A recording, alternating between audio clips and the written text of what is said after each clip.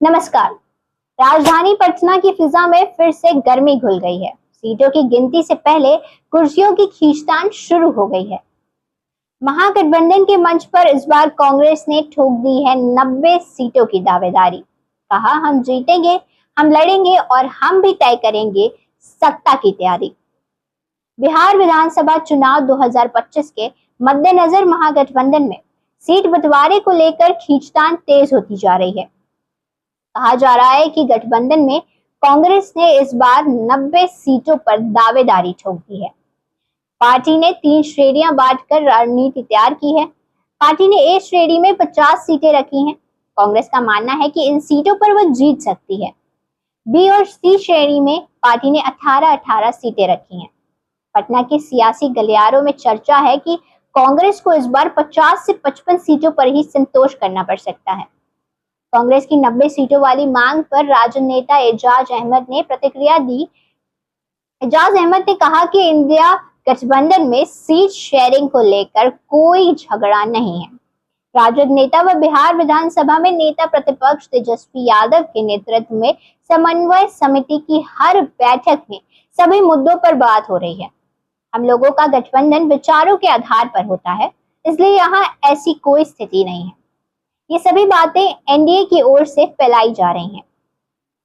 कांग्रेस आलाकमान ने अभी तक आधिकारिक तौर पर नहीं कहा है कि बिहार विधानसभा चुनाव में इंडिया गठबंधन का सीएम फेस कौन होगा, लेकिन कांग्रेस के पूर्व प्रदेश अध्यक्ष अखिलेश प्रसाद सिंह ने कहा है कि महागठबंधन की तरफ से मुख्यमंत्री तेजस्वी यादव ही बनेंगे।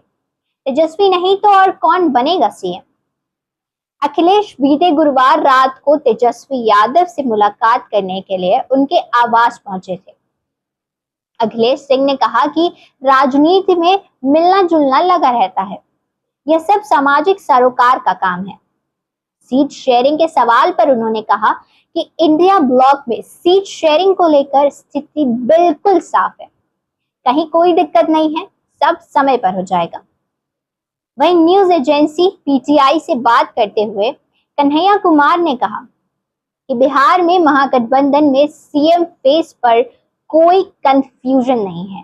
तेजस्वी यादव के नाम पर भी कोई विवाद नहीं है। कन्हैया कुमार के इस बयान के बाद यह और भी साफ हो गया है कि तेजस्वी यादव ही महागठबंधन के सीएम पद के दावेदार हैं। और अब बात उस पोस्टर वार की जो पटना की दीवारों पर बोल रहा है। पटना के अलग अलग चौराहों पर कांग्रेस की तरफ से पोस्टर लगाए जा रहे हैं। इनमें नीतीश सरकार को गुंडा राज बताया गया है। पोस्टर पर लिखा है, बिहार में गू एनडीए राज यानी गुंडा राज। साथ ही पोस्टर में हाल के दिनों में हुई आपराधिक घटनाओं का जिक्र किया गया है। एक पोस्टर में एडीजी के सामने गोलीबारी से लेकर मंत्री अशोक चौधरी के घर के बाहर फायरिंग, अटल पथ पर बीजेपी की झंडा लगी गाड़ी ने पुलिस कर्मियों को रौंदने वाली घटनाओं का जिक्र किया गया है।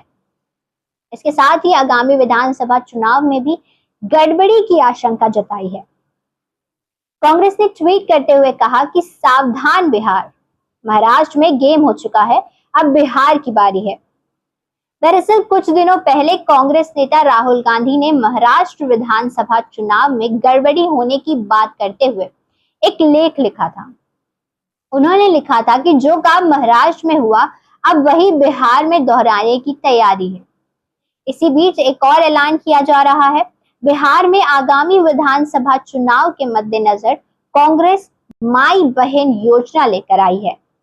महिला कांग्रेस की अध्यक्ष अलका लांबा ने कहा कि राज्य स्तरीय कैंपेन के तहत कांग्रेस राज्य की सभी महिलाओं से गारंटी फॉर्म भरवाएगी और बिहार में महागठबंधन की सरकार बनने के बाद हर जरूरतमंद महिला के खाते में हर महीने 2500 रुपए की सम्मान राशि सीधे उनके खाते में भेजी जाएगी। बहरहाल देखना यह होगा कि बिहार की 243 सीटों में महागठबंधन कितनी सीटें हथिया पाएगी और क्या कांग्रेस की 90 सीटों का सपना पूरा हो पाएगा।